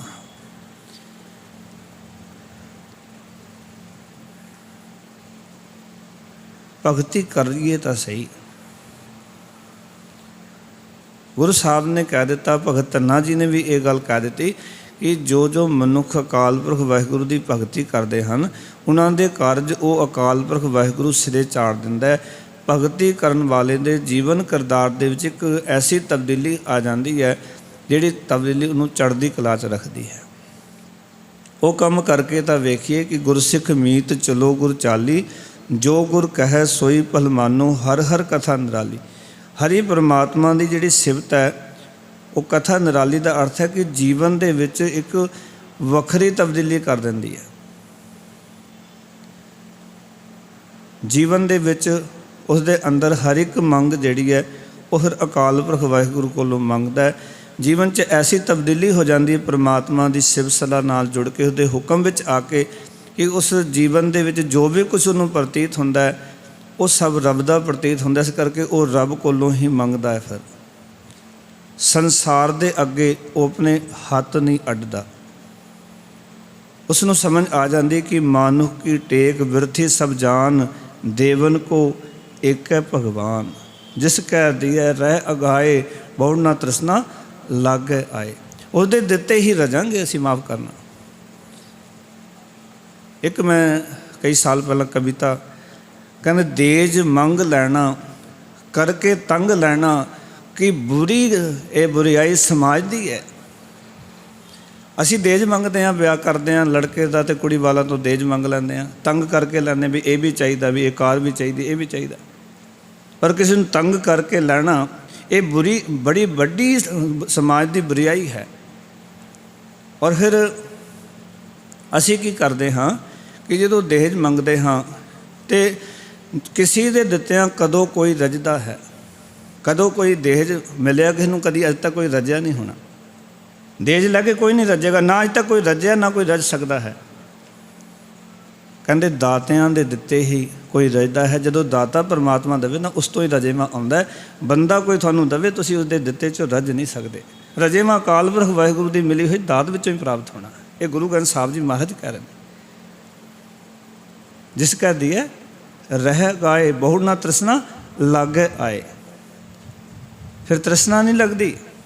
ਉਸ ਢੰਗ ਦੇ ਨਾਲ ਭਗਤ ਧੰਨਾ ਜੀ ਹੁਣ ਆਪਣੀ ਮੰਗਾਂ ਅਕਾਲ ਪੁਰਖ ਵਾਹਿਗੁਰੂ ਦੇ ਚਰਨਾਂ ਨਾਲ, ਮੈਂ ਇੱਕ ਗੱਲ ਤਾਂ ਤੁਹਾਡੇ ਨਾਲ ਸਾਂਝੀ ਕਰ ਰਿਹਾ ਕਿ ਕਿਵੇਂ ਉਹਨਾਂ ਨੇ ਆਪਣੇ ਅੰਦਰ ਦੀ ਗੱਲ ਨੂੰ ਵਾਹਿਗੁਰੂ ਜੀ ਦੇ ਚਰਨਾਂ 'ਚ ਰੱਖਿਆ, ਪਰਮੇਸ਼ਰ ਦੇ ਅੱਗੇ ਰੱਖਿਆ। ਕਹਿਣ ਲੱਗੇ ਦਾਲ ਸੀਦਾ ਮੰਗੋ ਕੀਓ, ਹਮਰਾ ਖੁਸ਼ੀ ਕਰੈ ਨਿਤ ਜੀਓ। ਮੈਂ ਤੇਰੇ ਦਰ 'ਤੇ ਦਾਲ ਆਟਾ ਘਿਓ ਮੰਗਦਾ ਹਾਂ ਜੋ ਮੇਰੀ ਜਿੰਦ ਨੂੰ ਨਿਤ ਸੁਖੀ ਰੱਖੇ। ਕਿਉਂਕਿ ਇਹ ਚੀਜ਼ਾਂ ਸਰੀਰ ਦੀ ਜ਼ਰੂਰਤ ਹੈ। ਅਤੇ ਮੈਂ ਇਹ ਵੀ ਬੇਨਤੀ ਕਰਦਾ ਹੁੰਦਾ ਗੁਰਸਿੱਖੋ, ਜੇ ਸਰੀਰ ਨੂੰ ਰੋਟੀ ਚਾਹੀਦੀ ਹੈ ਔਰ ਤੁਸੀਂ ਕਹੋ ਉਹਨੂੰ ਵੀ ਤੂੰ ਬਾਣੀ ਪੜ੍ਹ, ਤੂੰ ਸਿਵਸਲਾ ਕਰ। ਇੱਕ ਮਾਂ ਦੀ ਮੈਂ ਗਾਥਾ ਸੁਣਿਆ ਸੀ, ਬੜੀ ਗਰੀਬ ਸੀ ਅਤੇ ਉਹ ਐਡੀ ਗਰੀਬ ਸੀ ਵੀ ਘਰ ਖਾਣ ਨੂੰ ਰੋਟੀ ਨਹੀਂ ਸੀ। ਬੱਚਾ ਬੜਾ ਛੋਟਾ ਸੀ, ਬੋਲਣਾ ਸਿੱਖ ਗਿਆ ਸੀ ਅਤੇ ਮਾਂ ਉਹਨੂੰ ਕਹਿੰਦੀ ਹੈ ਤੂੰ ਅੱਲਾਹ ਤਾਲਾ ਨੂੰ ਯਾਦ ਕਰ, ਤੈਨੂੰ ਰੱਬ ਰੋਟੀ ਦੇਵੇਗਾ। ਅਤੇ ਜੋ ਉਹ ਉਸ ਨੂੰ ਕਿਸੇ ਤਰੀਕੇ ਨਾਲ ਉਸਦੀ ਭੁੱਖ ਨੂੰ ਪਾਸੇ ਕਰਨਾ ਚਾਹੁੰਦੀ ਵੀ ਇਹ ਭੁੱਖ ਨਾ ਕਰੇ। ਮਾਂ ਕਹਿੰਦੀ ਦੇਖ ਇਹ ਚੰਦਰਮਾ ਕਿੰਨਾ ਸੋਹਣਾ, ਅਤੇ ਕਹਿੰਦਾ ਰੋਟੀ ਵਰਗਾ। ਉਹਦੇ ਵਾਸਤੇ ਚੰਦਰਮਾ ਨੂੰ, ਉਸ 'ਤੇ ਚੰਦਰਮਾ ਵੀ ਉਹਨੂੰ ਰੋਟੀ ਨਜ਼ਰ ਆ ਰਹੀ ਹੈ, ਕਿਉਂਕਿ ਜਦੋਂ ਤੱਕ ਭੁੱਖ ਹੈ ਤੁਹਾਨੂੰ ਰੋਟੀ ਨਜ਼ਰ ਆਏਗੀ। ਇਸ ਕਰਕੇ ਗੁਰਮਤਿ ਦਾ ਇੱਕ ਸਿਧਾਂਤ ਰਿਹਾ। ਗੁਰੂ ਅਮਰਦਾਸ ਮਹਾਰਾਜ ਨੇ ਕਿਹਾ ਸੀ ਕਿ ਪਹਿਲਾਂ ਜਿਹੜਾ ਹੈ ਉਹ ਲੰਗਰ ਔਰ ਬਾਅਦ ਦੇ ਵਿੱਚ ਸੰਗਤ। ਪਹਿਲਾਂ ਪੰਗਤ ਪਾਛੇ ਸੰਗਤ। ਪਹਿਲਾਂ ਪੰਗਤ ਵਿੱਚ ਪ੍ਰਸਾਦਾ ਛਕ ਕੇ ਆਓ, ਫਿਰ ਆ ਕੇ ਸੰਗਤ 'ਚ ਬੈਠੋ। ਪੇਟ 'ਚ ਰੋਟੀਆਂ ਨਹੀਂ ਹਨ, ਭੁੱਖ ਲੱਗੀ ਹੋਈ ਹੈ, ਤੁਸੀਂ ਇੱਥੇ ਕਥਾ ਕੀਰਤਨ ਸੁਣਨ ਬੈਠੋਗੇ ਤਾਂ ਮਨ ਲੱਗੇਗਾ? ਤੁਸੀਂ ਕਹੋਗੇ ਚਾਹ ਪੀਏ ਘਰ ਚੱਲ ਕੇ, ਰੋਟੀ ਖਾਈਏ, ਠੀਕ ਹੈ ਨਾ, ਸਮਾਪਤੀ ਕਦੋਂ ਹੋਵੇ? ਤੁਸੀਂ ਅੰਦਰੋਂ ਪੇਟ 'ਚ ਰੋਟੀਆਂ ਪਈਆਂ, ਤੁਸੀਂ ਤ੍ਰਿਪਤ ਹੋ ਕੇ ਆਏ ਹੋ, ਤੁਸੀਂ ਘੰਟਾ ਵੀ ਬਹਿ ਜਾਓਗੇ ਤੁਹਾਨੂੰ ਪਤਾ ਨਹੀਂ ਲੱਗਣਾ, ਕਿਉਂਕਿ ਅੰਦਰ ਸਰੀਰ ਦੀ ਲੋੜ ਪੂਰੀ ਹੋਈ ਹੋਈ ਹੈ। ਇੱਕ ਵਾਰੀ ਉਚਾਰਨ ਕਰੋ ਸਤਨਾਮ। ਇਸ ਕਰਕੇ ਗੁਰੂ ਸਾਹਿਬ ਨੇ ਕਿਰਤ ਨੂੰ ਸਭ ਤੋਂ ਪਹਿਲਾਂ ਰੱਖਿਆ, ਕਿ ਉਹ ਕਿਰਤ ਤੋਂ ਰੋਟੀ ਕਮਾਈ ਜਾਣੀ ਹੈ। ਇਸ ਕਰਕੇ ਸਰੀਰ ਦੀ ਲੋੜ ਕਿਰਤ ਤੋਂ ਪੂਰੀ ਹੋਣੀ। ਕਿਰਤ ਨੂੰ ਪਹਿਲੇ ਨੰਬਰ ਤੋਂ ਰੱਖਿਆ। ਜਿਹੜਾ ਦੂਜੇ ਨੰਬਰ 'ਤੇ ਮਹਾਰਾਜ ਨੇ ਲਿਖਿਆ ਉਸ ਪਰਮਾਤਮਾ ਦੀ ਕੀਰਤੀ ਨੂੰ, ਕਿਰਤ ਨੂੰ, ਕਿਉਂਕਿ ਸਰੀਰ ਦੀ ਤ੍ਰਿਪਤੀ ਹੋਣੀ ਜ਼ਰੂਰੀ ਹੈ। ਭਗਤ ਜੀ ਵੀ ਕਹਿ ਰਹੇ ਨੇ ਕਿ ਹੇ ਅਕਾਲ ਪੁਰਖ ਵਾਹਿਗੁਰੂ, ਮੈਂ ਤੇਰੇ ਦਰ ਤੋਂ ਦਾਲ ਆਟਾ ਘਿਓ ਮੰਗਦਾ ਹਾਂ ਜੋ ਮੇਰੀ ਜਿੰਦ ਨੂੰ ਨਿਤ ਸੁਖੀ ਰੱਖੇ। ਕਿਉਂਕਿ ਸਰੀਰ ਦਾ ਸੁਖ ਨਾਨਕ ਸੋ ਪ੍ਰਭ ਸਿਮਰਿ ਇਸ ਦੇਹੀ ਕੋ ਪਾਲ। ਇਸ ਸਰੀਰ ਦੀ ਪਾਲਣਾ ਇਸ ਕਰਕੇ, ਕਿਉਂਕਿ ਸਰੀਰ ਹੈ ਤਾਂ ਤੁਸੀਂ ਸਿਮਰਨ ਕਰ ਸਕਦੇ ਹੋ ਨਾ, ਸਰੀਰ ਹੈ ਤਾਂ ਤੁਸੀਂ ਸੇਵਾ ਕਰ ਸਕਦੇ ਹੋ, ਤਾਂ ਤੁਸੀਂ ਪਰਉਪਕਾਰ ਕਰ ਸਕਦੇ ਹੋ, ਕਿਸੇ ਨੂੰ ਕੋਈ ਗਿਆਨ ਦੇ ਸਕਦੇ ਹੋ। ਤੁਹਾਡੇ ਕੋਲ ਸਰੀਰ ਨਹੀਂ, ਤੁਸੀਂ ਕੀ ਕਰੋਗੇ? ਸਰੀਰ ਦੇ ਬਿਨਾਂ ਤਾਂ ਬੰਦਗੀ ਵੀ ਨਹੀਂ ਨਾ। ਸਰੀਰ ਹੈ ਤਾਂ ਤੁਸੀਂ ਇੱਥੇ ਬੈਠੇ ਹੋ ਨਾ, ਸਰੀਰ ਨਾ ਹੋਵੇ ਤੁਸੀਂ ਕਿਵੇਂ ਇੱਥੇ ਬਹਿ ਸਕਦੇ ਹੋ? ਇਸ ਕਰਕੇ ਕਹਿੰਦੇ ਮੇਰੇ ਜਿਹੜਾ ਜਿੰਦ ਹੈ ਉਹ ਨਿਤਾ ਪ੍ਰਤੀ ਸੁਖੀ ਰਹੇ। ਇਸ ਕਰਕੇ ਮੈਂ ਤੇਰੇ ਕੋਲ ਇਹ ਮੰਗਦਾ। ਫਿਰ ਕਹਿਣ ਲੱਗੇ ਪਨੀਆਂ ਛਾਦਨ ਨੀਕਾ ਅਨਾਜ ਮੰਗੋ ਸਤ ਸੀਕਾ। ਭਗਤ ਜੀ ਕਹਿਣ ਲੱਗੇ ਹੇ ਅਕਾਲ ਪੁਰਖ ਵਾਹਿਗੁਰੂ, ਜੋਤੀ ਅਤੇ ਸੋਨਾ ਕੱਪੜਾ ਵੀ ਮੰਗਦਾ ਹਾਂ। ਪਨੀਆਂ ਕਹਿੰਦੇ ਨੇ ਜੁੱਤੀ ਨੂੰ, ਛਾਦਨ ਕਹਿੰਦੇ ਨੇ ਕੱਪੜੇ ਨੂੰ, ਨੀਕਾ ਦਾ ਅਰਥ ਹੁੰਦਾ ਚੰਗਾ, ਚੰਗੀ ਜੁੱਤੀ ਅਤੇ ਚੰਗਾ ਕੱਪੜਾ ਵੀ ਚਾਹੀਦਾ। ਅਨਾਜ ਮੰਗੋ ਸਤ ਸੀਕਾ। ਸਤ ਸੀਕਾ ਦਾ ਅਰਥ ਹੈ 7 ਵਾਹੀਆਂ ਵਾਲਾ ਅਨਾਜ। ਪੁਰਾਤਨ ਸਮੇਂ ਦੇ ਵਿੱਚ ਜਦੋਂ ਕਿਸਾਨ ਦਾਣਾ ਪਾਉਂਦਾ ਸੀ, ਜਦੋਂ ਬੀਜ ਪਾਉਂਦਾ ਸੀ ਖੇਤ 'ਚ, ਉਸ ਤੋਂ ਪਹਿਲਾਂ ਖੇਤ ਨੂੰ ਘੱਟੋ ਘੱਟ 7 ਵਾਰੀ ਉਹਦੀ ਵਾਈ ਕਰਦਾ ਸੀ। 7 ਵਾਹੀਆਂ ਦਾ ਅਰਥ ਹੈ ਚੰਗੀ ਤਰ੍ਹਾਂ ਖੇਤ ਤਿਆਰ ਹੋਵੇ। 7 ਵਾਹੀਆਂ ਦਾ ਅਨਾਜ। ਜਿਤਨੀ ਜ਼ਿਆਦਾ ਵਾਈ ਖੇਤ ਦੀ ਹੋਵੇਗੀ, ਜਿਤਨਾ ਜ਼ਿਆਦਾ ਖੇਤ ਨੂੰ ਚੰਗੇ ਤਰੀਕੇ ਨਾਲ ਤਿਆਰ ਕੀਤਾ ਜਾਏਗਾ, ਉਤਨਾ ਹੀ ਉਹਦਾ ਅੰਨ ਗੁਣਕਾਰੀ ਹੋਏਗਾ। ਅੱਜ ਤਾਂ ਤੁਸੀਂ ਵੇਖੋ ਨਾ ਵੀ ਅਸੀਂ ਜਿਹੜਾ ਅੰਨ ਖਾ ਰਹੇ ਹਾਂ, ਇਸ ਕਰਕੇ ਕਹਿੰਦੇ ਜੈਸਾ ਅੰਨ ਵੈਸਾ ਮਨ। ਕਿਉਂਕਿ ਅੱਜ ਜੋ ਖਾ ਰਹੇ ਨਾ ਤਾਂ 7 ਵਾਹੀਆਂ ਵਾਲਾ ਅਨਾਜ ਅਸੀਂ ਖਾ ਰਹੇ, दूजी गल अज कितने कैमिकल जिहड़े ने वो असी सारे यूज कर रहे हैं, क्योंकि हर एक मनुख के अंदर एक अंदर दी लगी भी होर पैसा इकट्ठा कर लवां। किसान कहता मैं भी 4 पैसे जोड़ लवां है जी। तो वो जो 4-4 5-5 स्प्रे जो कणक नूं करदा है, कमाद नूं करदा है, जितनियां भी फसलां ने, तुसीं अंब खा रहे हो 7-7 8-8 स्प्रे होंदे ने, क्योंकि 10 दे बाग है असीं देखते हैं जिहड़े बाग लैंदे ने वो 8-8 10-10 स्प्रे अंब नूं करदे, ਜ਼ਹਿਰ ਪਾਉਂਦੇ ਨੇ ਉਹਦੇ 'ਤੇ। ਉਹ ਚੀਜ਼ਾਂ ਗੁਣਕਾਰੀ ਕਿਵੇਂ ਹੋ ਸਕਦੀਆਂ? ਉਹ ਅਨਾਜ ਗੁਣ ਕਿਵੇਂ ਦੇ ਸਕਦਾ ਹੈ ਜਿਹਦੇ ਵਿੱਚ ਪਹਿਲਾਂ ਇਤਨਾ ਯੂਰੀਆ ਪਾਇਆ ਗਿਆ ਹੋਵੇ, ਡਾਈ ਪਾਈ ਗਈ ਹੋਵੇ, ਵਾਈ ਚੰਗੀ ਤਰ੍ਹਾਂ ਕੀਤੀ ਨਾ ਹੋਵੇ, ਕਿਉਂਕਿ ਵਾਈ ਇਤਨੀ ਮਹਿੰਗੀ ਹੈ, ਕਿਉਂਕਿ ਤੇਲ ਮਹਿੰਗਾ। ਮੈਂ ਕਿਸਾਨ ਦਾ ਪੁੱਤਰ ਹਾਂ, ਜਾ ਕੇ ਖੇਤੀਬਾੜੀ ਕਰਦਾ, ਘਰ ਜਾਂਦਾ ਅਤੇ ਦੇਖਦਾ ਵੀ ਇਤਨੀ ਮਹਿੰਗੀਆਂ ਚੀਜ਼ਾਂ ਨੇ। ਡਾਈ ਪਿੱਛੇ 1200 ਨੂੰ ਸੀ, ਹੁਣ ਜੋ 1600-1700 ਦਾ ਰੇਟ ਹੈ, ਇੱਕ 50 ਕਿਲੋ ਦਾ ਟੋਟਾ ਆਉਂਦਾ। ਹੁਣ ਐਡੇ ਮਹਿੰਗੇ ਖਾਦ ਹੋ ਗਏ, ਜਿਹੜਾ ਯੂਰੀਆ ਸੀ 150-200 ਰੁਪਏ ਸੀ, ਹੁਣ ਜੋ 300-400 ਰੁਪਏ 500 ਰੁਪਏ ਤੱਕ ਪਹੁੰਚਿਆ ਇੱਕ ਯੂਰੀਆ ਦਾ ਜਿਹੜਾ। ਅਤੇ ਫਸਲਾਂ ਜਿਹੜੀਆਂ, ਪਹਿਲੀ ਗੱਲ ਤਾਂ ਜਿਹੜੀ ਖੇਤੀ ਹੈ ਸਾਡੀ ਉਹ ਵਾਲੀ ਰਹੀ ਨਹੀਂ। ਜਿਹੜਾ ਅੰਨ ਚੰਗੀ ਵਾਈ ਵਿੱਚ ਹੋਵੇ, ਜਿਸ ਅੰਨ ਦੇ ਵਿੱਚ ਚੰਗੇ ਤਰੀਕੇ ਨਾਲ ਵਰਤਿਆ ਹੋਵੇ, ਉਹ ਮਨ ਨੂੰ ਸੰਤੋਖੀ ਰੱਖਦਾ। ਅਸੀਂ ਯੂਰੀਆ ਦੀ ਫਸਲਾਂ ਖਾ ਕੇ ਸੋਚੀਏ ਵੀ ਸਾਡੇ ਅੰਦਰ ਵਾਸਨਾ ਪੈਦਾ ਨਹੀਂ ਹੋਏਗੀ, ਸਾਡੇ ਅੰਦਰ ਵਿਕਾਰ ਪੈਦਾ ਨਹੀਂ ਹੋਣਗੇ, ਅਤੇ ਇਹ ਹੋ ਨਹੀਂ ਸਕਦਾ। ਉਹਨਾਂ ਵਿੱਚੋਂ ਹੋਣੀ ਹੋਣੇ, ਕਿਉਂਕਿ ਉਹ ਗਰਮੀ ਹੈ ਉਸ ਫਸਲ ਦੇ ਅੰਦਰ। ਫਸਲ ਨੂੰ ਚੰਗੀ ਤਰ੍ਹਾਂ ਤਿਆਰ ਨਹੀਂ ਕੀਤਾ ਗਿਆ। ਭਗਤ ਧੰਨਾ ਜੀ ਕਹਿੰਦੇ ਹੇ ਅਕਾਲ ਪੁਰਖ ਵਾਹਿਗੁਰੂ, ਦੇਖੋ ਇਹ ਕਰਨਾ ਸਾਰਾ ਕੁਛ ਆਪ ਹੀ ਉਹਨਾਂ ਨੇ। ਇਹ ਵੀ ਯਾਦ ਰੱਖੋ ਵੀ ਕਿਰਤ ਕਰਨ ਵਾਲਾ ਬੰਦਾ, ਕਿਉਂਕਿ ਆਪ ਕਿਸਾਨ ਨੇ, ਜ਼ਿਮੀਂਦਾਰ ਨੇ, ਕੰਮ ਆਪ ਹੀ ਕਰਨਾ ਉਹਨਾਂ ਨੇ ਸਾਰੇ। ਪਰ ਮੰਗ ਕਿਤੋਂ ਕਰ ਰਹੇ ਨੇ? ਅਕਾਲ ਪੁਰਖ ਵਾਹਿਗੁਰੂ ਜੀ ਤੋਂ, ਵੀ ਮੈਨੂੰ 7 ਵਾਈਆਂ ਵਾਲਾ ਅਨਾਜ ਚਾਹੀਦਾ, ਮੈਂ ਉਹ ਵੀ ਤੇਰੇ ਕੋਲੋਂ ਮੰਗਦਾ। ਇਸ ਮੰਗ ਦੇ ਵਿੱਚ ਇੱਕ ਹੋਰ ਗੱਲ ਮੈਨੂੰ ਲੱਗਦੀ ਹੈ, ਕਿਉਂਕਿ ਮੈਂ ਇੱਕ ਕਿਸਾਨ ਦਾ ਪੁੱਤਰ ਹਾਂ, ਕਿਉਂਕਿ ਜਦੋਂ ਐਸੇ ਸ਼ਬਦ ਗੁਰਬਾਣੀ ਦੇ ਸਾਹਮਣੇ ਆਉਂਦੇ ਨੇ, ਕਿਉਂਕਿ ਕਈ ਵਾਰੀ ਦੇਖਿਆ ਵੀ ਫਸਲ ਤਿਆਰ ਹੋ ਗਈ, ਬੜੀ ਮਿਹਨਤ ਕੀਤੀ, ਜਿੰਨਾ ਫਸਲ ਵੱਢਣ ਦਾ ਟਾਈਮ ਆਇਆ ਗੜੇ ਪੈ ਕੇ ਸਾਰੀ ਤਬਾਹ ਹੋ ਗਈ। ਉਹ ਘਰ ਤੱਕ ਵੀ ਪਹੁੰਚ ਜਾਏ ਤੇ ਉਹਦੀ ਕਿਰਪਾ ਤੋਂ ਬਿਨਾਂ ਥੋੜ੍ਹੀ ਪਹੁੰਚ ਸਕਦੀ ਹੈ। ਇੱਕ ਵਾਰ ਉਚਾਰਨ ਕਰੋ ਸਤਨਾਮ। ਜੇ ਉਸਦੀ ਕਿਰਪਾ ਨਹੀਂ ਤੇ ਘਰ 'ਚ ਫਸਲ ਨਹੀਂ ਆ ਸਕਦੀ। ਜੇ ਭਗਤ ਜੀ ਕਹਿੰਦੇ ਰੱਬ ਵੀ ਮੇਰੇ ਘਰ ਦੇ ਵਿੱਚ 7 ਵਾਈਆਂ ਵਾਲਾ ਅਨਾਜ ਘਰ ਵਿੱਚ ਆਵੇ ਤਾਂ ਉਸਦੀ ਕਿਰਪਾ ਬਿਨਾਂ ਨਹੀਂ, ਤੇਰੀ ਕਿਰਪਾ ਹੋਵੇ, ਮੈਂ ਤੇਰੇ ਕੋਲੋਂ ਮੰਗਦਾ। ਕਿਉਂਕਿ ਬੰਦੇ ਨੇ ਮਿਹਨਤ ਕੀਤੀ, ਪਰ ਐਸੀ ਖੇਡ ਵਰਤ ਜਾਏ, ਇਹ ਵੀ ਉਸ ਰੱਬ ਦੀ ਕਿਰਪਾ ਨਾਲ ਹੀ ਅਨਾਜ ਖਾਣ ਨੂੰ ਮਿਲਦਾ। ਫਿਰ ਕਹਿਣ ਲੱਗੇ ਗਊ ਭੈਂਸ ਮੰਗੋ ਲਾਵੇਰੀ, ਇੱਕ ਤਾਜਨ ਤੁਰੀ ਚੰਗੇਰੀ। ਗਊ ਦਾ ਅਰਥ ਹੈ ਗਾਂ, ਭੈਂਸ ਦਾ ਅਰਥ ਹੈ ਮੱਝ, ਲਵੇਰੀ ਦਾ ਅਰਥ ਹੈ ਚੰਗੇ ਦੁੱਧ ਦੇਣ ਵਾਲੀ। ਭਗਤ ਜੀ ਕਹਿੰਦੇ ਨੇ ਮੈਨੂੰ ਦੁੱਧ ਦੇਣ ਵਾਲੀ ਗਾਂ ਚਾਹੀਦੀ ਹੈ, ਭੈਂਸ ਚਾਹੀਦੀ ਹੈ ਜਿਹੜਾ ਚੰਗਾ ਦੁੱਧ ਦਿੰਦੀ ਹੋਵੇ। ਲਵੇਰੀ ਦਾ ਅਰਥ ਹੁੰਦਾ ਵੈਸੇ ਜਿਸ ਨੇ ਨਵੀਂ ਸੂਈ ਹੋਵੇ, ਉਹਨੂੰ ਲਵੇਰੀ ਕਹਿੰਦੇ। ਜਿਹੜੀ ਨਵੀਂ ਸੂਈ ਹੋਵੇ, ਕਿਉਂਕਿ ਉਹਦਾ ਜਿਹੜਾ ਦੁੱਧ ਹੈ ਉਹ ਵਧੀਆ ਤਾਕਤਵਰ ਹੁੰਦਾ ਹੈ, ਇਸ ਕਰਕੇ ਜੋ ਦੁੱਧ ਵੀ ਬਹੁਤਾ ਹੁੰਦਾ। ਜਿਵੇਂ ਜਿਵੇਂ ਉਹ ਸਮਾਂ ਲੰਘਦਾ ਜਾਂਦਾ ਅਤੇ ਉਹ ਦੁੱਧ ਘੱਟ ਜਾਂਦਾ, ਫਿਰ ਜੋ ਉਹ ਦੁੱਧ ਵਿੱਚ ਉਹ ਤਾਕਤ ਵੀ ਨਹੀਂ ਰਹਿੰਦੀ। ਜਿਵੇਂ ਅਸੀਂ ਦੇਖਦੇ ਹਾਂ ਕਿ ਮਾਂ ਦੀ ਜਿਹੜੀ ਫੀਡ ਹੈ, ਜਦੋਂ ਬੱਚੇ ਦੇ ਸ਼ੁਰੂਆਤੀ 6 ਮਹੀਨੇ ਵਾਸਤੇ ਬੜੀ ਗੁਣਕਾਰੀ ਹੈ, ਪਰ ਤੁਸੀਂ 5 ਸਾਲ ਤੱਕ ਮਾਂ ਦੀ ਫੀਡ ਦੇ ਜਾਓ ਅਤੇ ਡਾਕਟਰ ਕਹਿੰਦੇ ਵੀ ਬੜਾ ਨੁਕਸਾਨ ਕਰਦੀ ਹੈ। ਇੱਕ ਸਿਸਟਮ ਹੈ ਨਾ, ਇੱਕ ਨੇਮ ਹੈ, ਕਿਸੇ ਚੀਜ਼ ਦਾ ਇੱਕ ਨੇਮ ਹੈ। ਤੁਸੀਂ ਜਦੋਂ ਇਹਨਾਂ ਸਾਰੀਆਂ ਗੱਲਾਂ ਨੂੰ ਵਾਚ ਕਰੋਗੇ ਤਾਂ ਤੁਸੀਂ ਆਪੇ ਹੀ ਸੋਚੋਗੇ ਵੀ ਵਾਕਈ ਜਿਹੜੀਆਂ ਗੱਲਾਂ ਗੁਰਬਾਣੀ ਵਿੱਚ ਲਿਖੀਆਂ ਨੇ ਉਹ ਵਾਹ ਕਮਾਲ ਲਿਖੀਆਂ ਹੋਈਆਂ ਨੇ। ਉਹ ਕਹਿੰਦੇ ਮੈਨੂੰ ਲਵੇਰੀ ਪਾਓ ਕਿ ਦੁੱਧ ਦੇਣ ਵਾਲੀ। ਫਿਰ ਕਹਿੰਦੇ ਇੱਕ ਤਾਜਨ ਤੁਰੀ ਚੰਗੇਰੀ। ਤਾਜਨ ਦਾ ਅਰਥ ਹੁੰਦਾ ਘੋੜੀ, ਅਰਬੀ ਘੋੜੀ ਚਾਹੀਦੀ ਹੈ।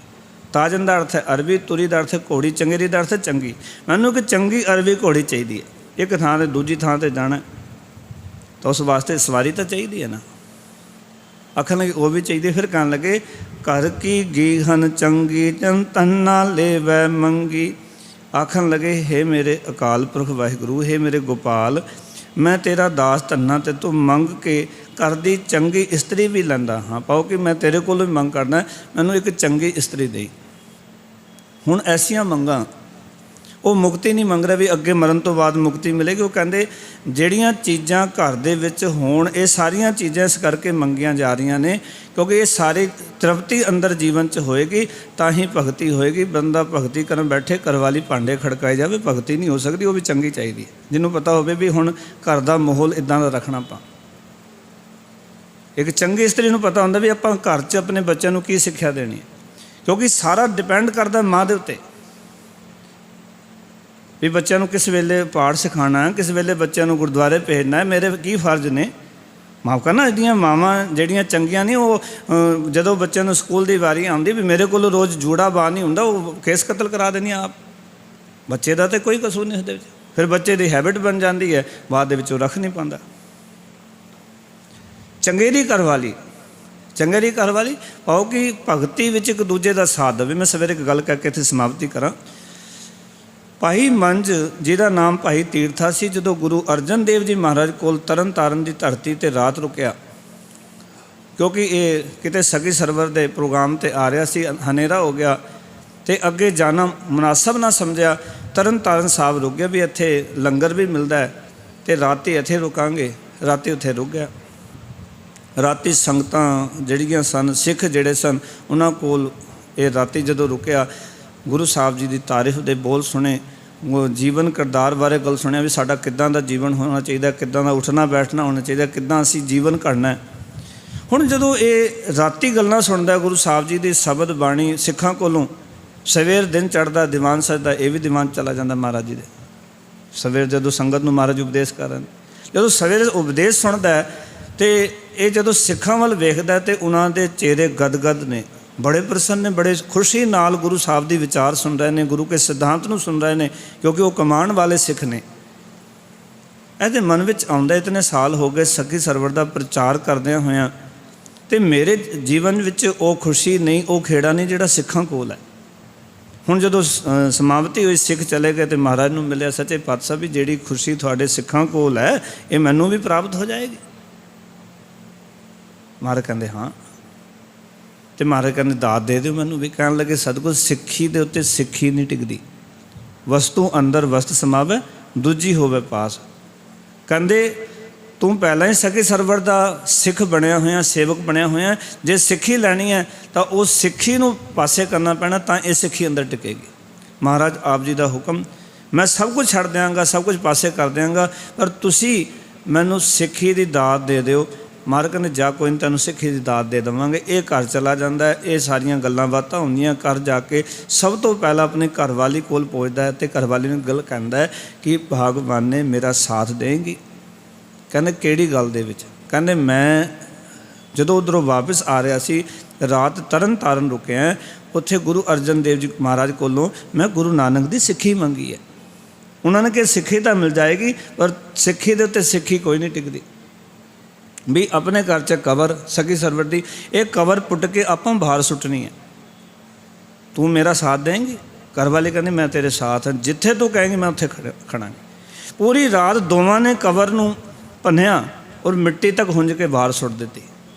ऐसी घरवाली चाहिए है जिहड़ा कि मर्द का साथ देवे, सच दे मार्ग दे विच, उसदी भगती विच, समाज विच इज्जत वास्ते, क्योंकि बहुती इज्जत घरवाली कोल ही होंदी है। जे घरवाली इज्जतदार है तो उस बंदे की इज्जत, उस परिवार की इज्जत है। इस करके भगत धन्ना जी ये भी मंग अकाल पुरख वाहिगुरू के चरणों में करते हैं भी वो मैनू चाहिए घरवाली जिहड़ी चंगी होवे, जिहड़ी कि मेरी भगती विच विघन ना पावे, और जो मैं तेरी भगती कर सकां, मैनू ये लोड़ है, मैं लोड़वंद हाँ, मैं किसी होर अगे गल नहीं करनी। हे अकाल पुरख वाहिगुरू तेरे चरणों में मैं लोड़वंद दुखियारा, ठीक है जी, मंगता तेरे अगे बेनती करदा, मैनू इन्हां चीज़ों की मंग है, तू मेरी झोली विच ये दात पा दे ताकि मैं तेरी भगती करदा रहां, चंगा जीवन जीवां ते संसार दे विच लोड़वंदां दी, मनुखां दी सेवा करदा रहां। भगत धन्ना जी ने जदों ऐसी जाग लगी, बड़ी लोड़वंदां दी सेवा की, समाज विच विचरदिआं होइआं कितनां नूं ये गुरमत ज्ञान ते रूहानी जीवन जाच बख्शी। अज उन्हां दा ये शबद जिहड़ा असीं विचारिआ, गुरु ग्रंथ साहिब दे विच उन्हां दे 3 शबद ने। एक शबद 487 अंक ते, दूजा शबद 488 अंक ते, और तीजा शबद अज 695 अंक ते असी विचारिआ। तीन ही शबद ने उन्हां दे शब्दां दी व्याख्या जिहड़ी वो पूरी हुई है। धनासरी राग की जो लड़ीवार विचार चले सी वो भी अज संपूर्ण हुई है। सो आप सारिਆਂ ਨੂੰ जी आए ਨੂੰ सारिਆਂ ਦਾ ਧੰਨਵਾਦ।